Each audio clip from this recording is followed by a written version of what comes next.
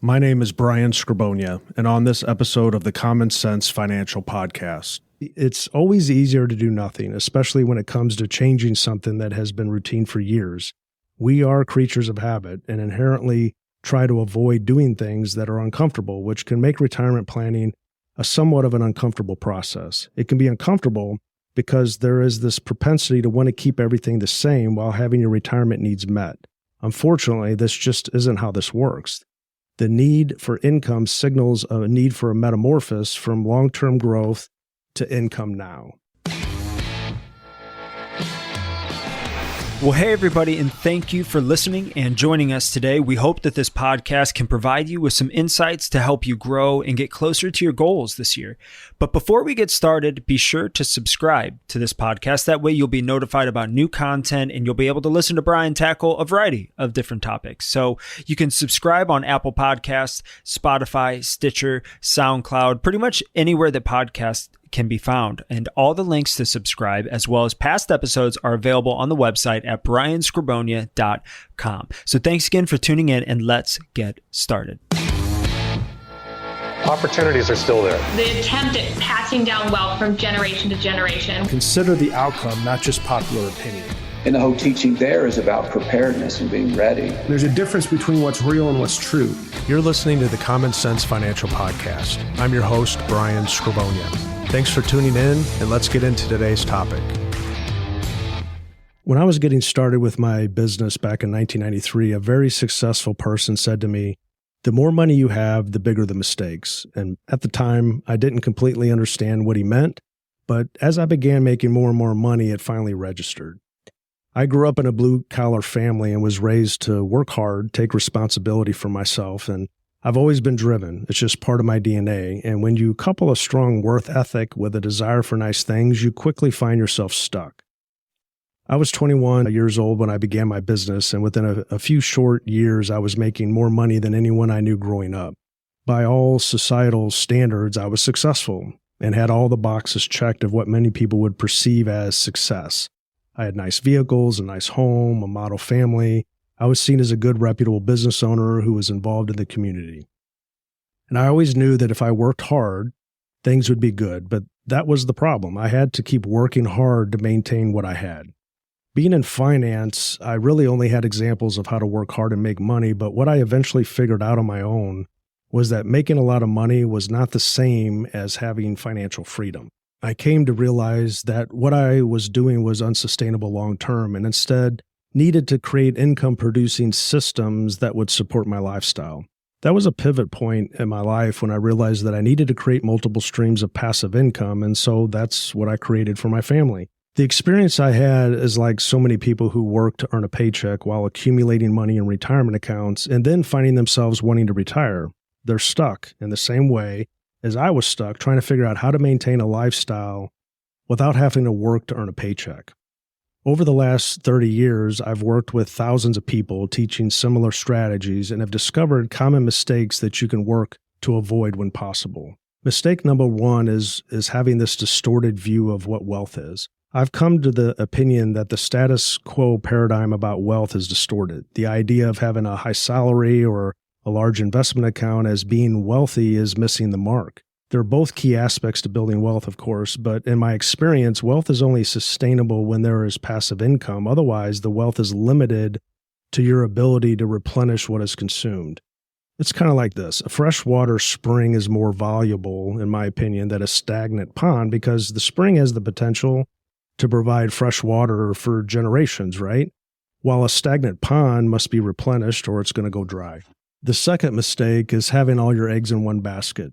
We have all heard it said, don't have all your eggs in one basket. Despite the prevailing wisdom, though, I find that many people carry around a single basket full of eggs. In my view, there is a misunderstanding of what diversification really means, and despite their best effort, people often fail to obtain more than a single basket. For instance, having $250,000 in 10 different banks is a diversification of banks, but it's not a diversification of assets. Or having a 401k and an IRA isn't diversification of assets if they both hold the same investments. Having a dozen different mutual funds representing different sectors and markets is diversification of a portfolio, but it's not necessarily a diversification of assets. I find that people often use a narrow view of diversification, limiting their thinking to a single asset type, such as the example of depositing money in several banks.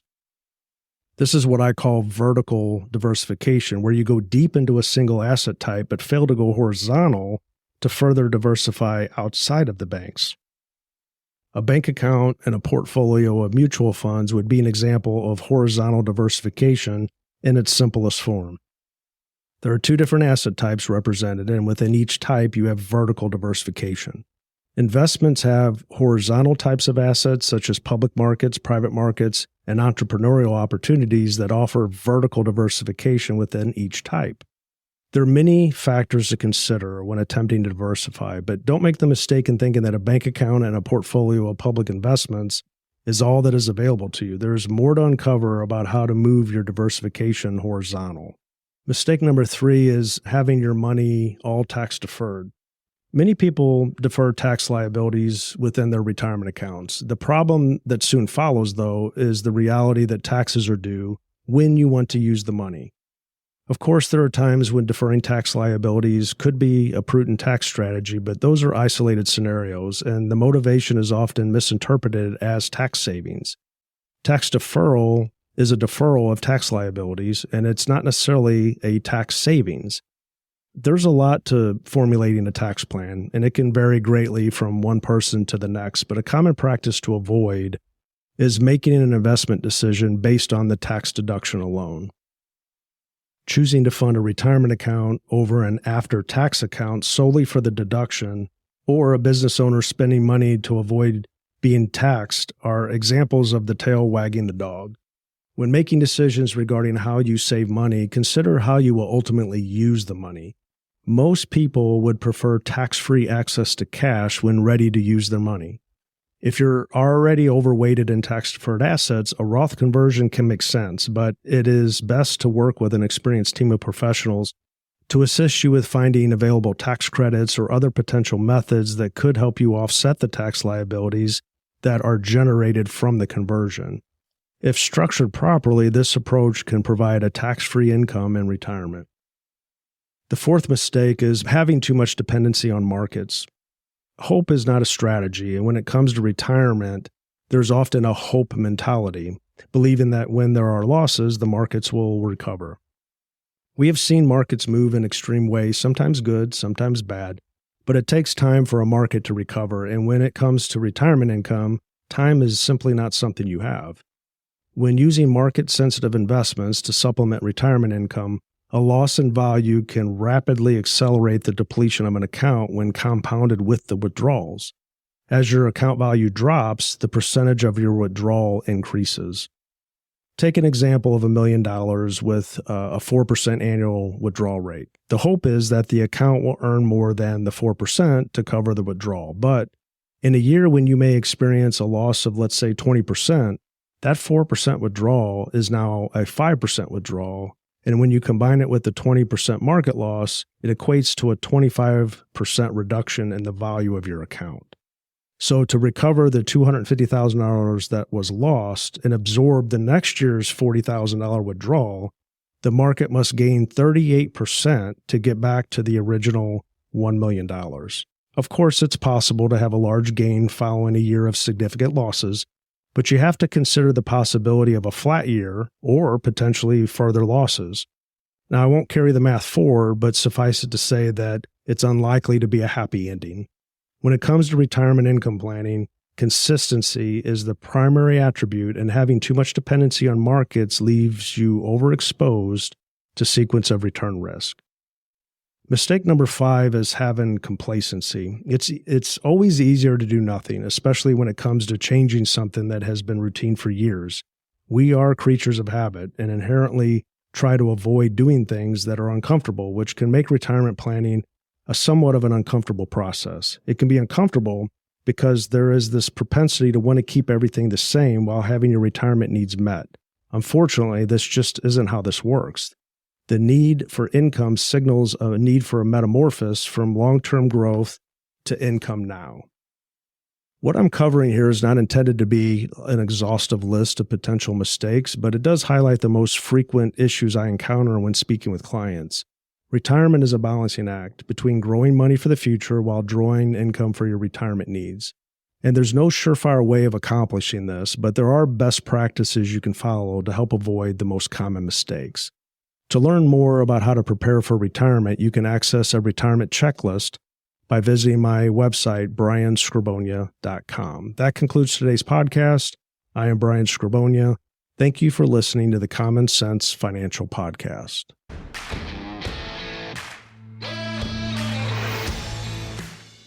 Thanks for listening to today's show. If you liked what you heard, be sure to subscribe on YouTube and Spotify so that you can receive notifications when we release new episodes. I'm Brian Skrobonja, and this is the Common Sense Financial Podcast. Well, thank you for listening to the Forbes Top 10 rated Common Sense Financial Podcast. Before you go, I want to encourage you to jump over to brianskrobonja.com to access the full archive of blogs and podcasts. And if you want to be the first in line to get new content, you can sign up for free on the Brian Skrobonja website as well. If you're not following Brian on all the social channels, we'd love to have you join in on the conversation. Instagram, Facebook, LinkedIn, Twitter, he's there. Lastly, if you've enjoyed listening to today's podcast, or if you have found value in any of our content, help spread the word by sharing our videos, podcasts, and posts wherever you get them. We greatly appreciate it and are glad that you took the time to join us today. Securities offered only by duly registered individuals through Madison Avenue Securities, LLC, member FINRA and SIPC. Advisory services offered only by duly registered individuals through Skrobonja Wealth Management, a registered investment advisor. Tax services offered only through Skrobonja Tax Consulting. MAS does not offer billed banking or tax advice. Skrobonja Financial Group, LLC, Skrobonja Wealth Management, LLC, Skrobonja Insurance Services, LLC, Skrobonja Tax Consulting, and billed banking are not affiliated with MAS. Skrobonja Wealth Management, LLC is a registered investment advisor. Advisory services are only offered to clients and prospective clients where Skrobonja Wealth Management, LLC and its representatives are properly licensed or exempt from licensure. Investing involves risk, including the potential loss of principal. Any references to protection, safety, or lifetime income generally refer to fixed insurance products, never securities or investments. Insurance guarantees are backed by the financial strength and claims-paying ability of the issuing carrier. This podcast is intended for informational purposes only. It is not intended to be used as the sole basis for financial decisions, nor should it be construed as advice designed to meet the particular needs of an individual situation. Billed banking is a DBA of Skrobonja Insurance Services, LLC. Benefits and guarantees are based on the claims-paying ability of the insurance company, not FDIC-insured. Results may vary. Any descriptions involving life insurance policies and its use as an alternative form of financing or risk management techniques are provided for illustration purposes only, will not apply in all situations, may not be fully indicative of any present or future investments, and may be changed at the discretion of the insurance carrier, general partner, and/or manager, and are not intended to reflect guarantees on securities performance. The term billed banking, private banking alternatives, or specially designed life insurance contracts are not meant to insinuate that the issuer is creating a real bank for its clients or communicating that life insurance companies are the same as traditional banking institutions. This material is educational in nature and should not be deemed as a solicitation of any specific product or service. Billed banking is offered by Skrobonja Insurance Services, LLC only and is not offered by Madison Avenue Securities, LLC. Our firm is not permitted to offer, and no statement made during this show shall constitute tax or legal advice. Our firm is not affiliated with or endorsed by the U.S. government or any governmental agency. The information and opinions contained herein, provided by the third parties, have been obtained from sources believed to be reliable, but accuracy and completeness cannot be guaranteed by our firm. References to billed banking, private banking alternatives, or specially designed life insurance contracts are not meant to insinuate that the issuer is creating a real bank for its clients or communicating that life insurance companies are the same as traditional banking institutions. This material is informational in nature and should not be deemed as a solicitation of any specific product or service. Billed banking is not FDIC insured. Billed banking is offered by Skrobonja Insurance Services, LLC only, and is not offered by Madison Avenue Securities, LLC, nor Skrobonja Wealth Management, LLC.